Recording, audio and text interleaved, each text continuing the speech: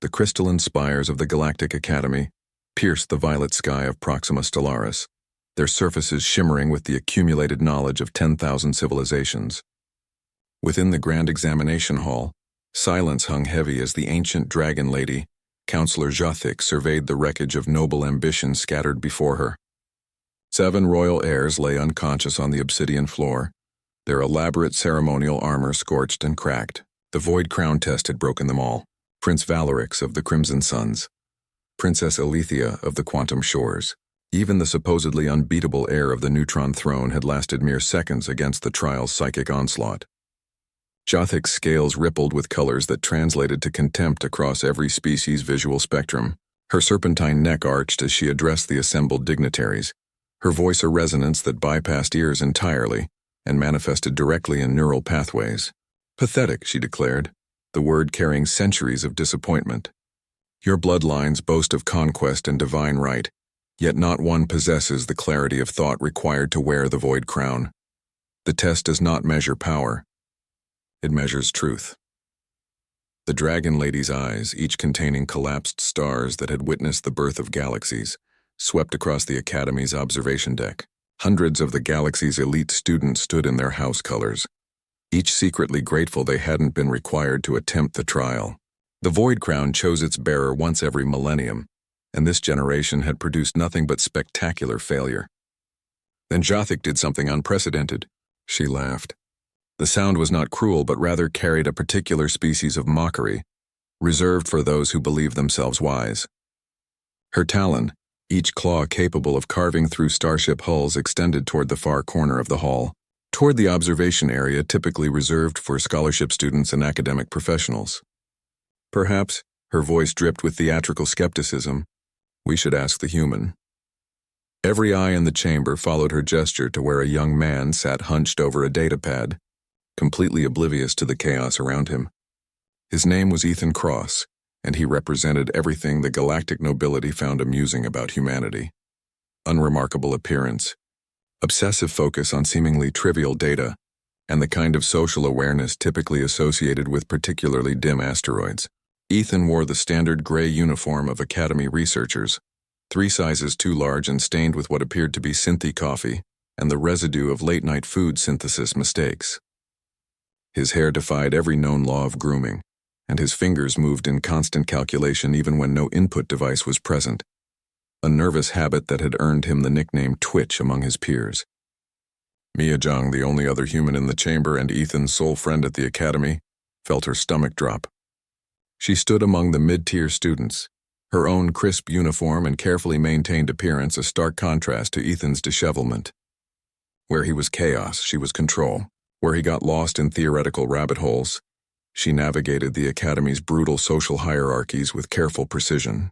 "Counselor Jothic," Mia spoke up, her voice steady despite her racing heart.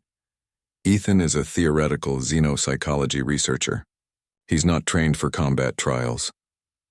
"Neither is the Crown concerned with combat," Jothic replied, her amusement deepening. "Bring forth the human. Let us see if Earth's beloved nerds possess what your princes lack. 2 enforcement constructs, beings of pure crystallized law, materialized beside Ethan." Only then did he look up, blinking in confusion as his datapad was gently removed from his hands. The constructs guided him to the center of the hall with the inexorable patience of gravity itself. "Wait, what?" Ethan's voice cracked as he took in the scene. The smoking bodies of unconscious royals, the assembled crowd of thousands, the massive void crown hovering above the testing platform, its surface a contradiction of matter that hurt to perceive directly. "Is this about the overdue library materials?" "Because I submitted an extension request." "Silence," Jothic commanded, though her tone carried notes of genuine curiosity now. "Human, what do you know of the Void Crown?" Ethan's hands began their characteristic twitching calculation. Mia recognized his processing stance, the way his eyes unfocused slightly as he accessed the vast database of information he'd absorbed during his 3 years of obsessive study. The Void Crown was created by the predecessor civilization approximately 4 million years ago, he recited, his voice shifting into the confident monotone he only used when discussing research. "It's not actually a crown, but a self-aware quantum probability engine, designed to identify and amplify the bearer's capacity for systemic integration. Common misconception is that it tests worthiness through combat or mental fortitude, but the historical records suggest, if properly interpreted through the lens of fourth-dimensional causality matrices, that it actually measures something far more specific. And what? Jothik leaned forward, her massive form creating shadows that seemed to extend beyond mere physical space. Does it measure? The ability to accept being wrong, Ethan said simply. The predecessor texts, when cross-referenced with the 7 known successful bearers' psychological profiles, indicate that the crown seeks minds capable of fundamental perspective shifts. Not strength, but flexibility. Not certainty, but the courage to abandon certainty when evidence demands it. Silence filled the chamber.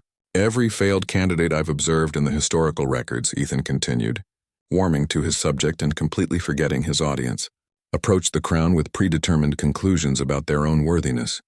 They failed not because they lacked ability, but because they couldn't conceive of a universe where their core assumptions about themselves might be incorrect. The crown doesn't test what you know. It tests your willingness to unknow. Jothik's laughter returned, but this time it carried genuine delight. Then demonstrate, human. Approach the crown. Ethan looked at Mia, panic clear in his eyes. She wanted to protest, to protect her friend from what had just destroyed the galaxy's supposedly strongest minds. But she also knew that expression on his face. It wasn't just fear. It was curiosity. He walked forward with none of the martial grace the princes had displayed. His steps were awkward, his posture terrible. When he reached the platform and stood before the void crown, he looked less like a chosen champion and more like a particularly confused graduate student who'd wandered into the wrong seminar. The crown descended, reality fractured. What happened next, no observer could properly describe afterward.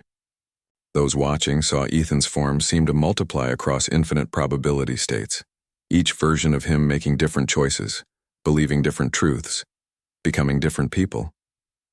The psychic pressure that had crushed noble minds washed over him like water over stone.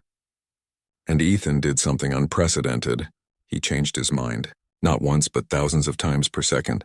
Every assumption he'd made about himself, about humanity, about the nature of consciousness and reality itself, he examined and discarded if found wanting. Where the princes had clung to their certainty like drowning men to driftwood, Ethan dove into uncertainty like it was home, because for him it was. His entire life had been an exercise in being wrong and adjusting.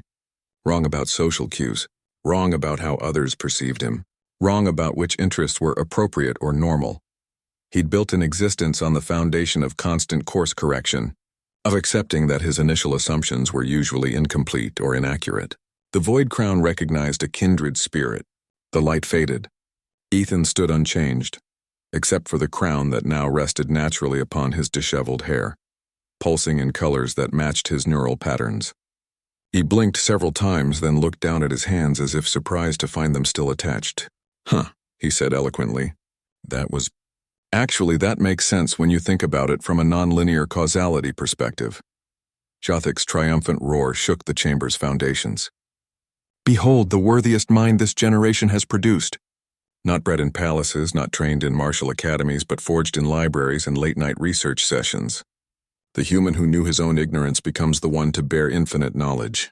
Mia found herself laughing and crying simultaneously as she pushed through the stunned crowd to reach her friend. Ethan looked at her with the same confused expression he'd worn when she'd first explained that people don't actually want you to correct their factual inaccuracies in casual conversation.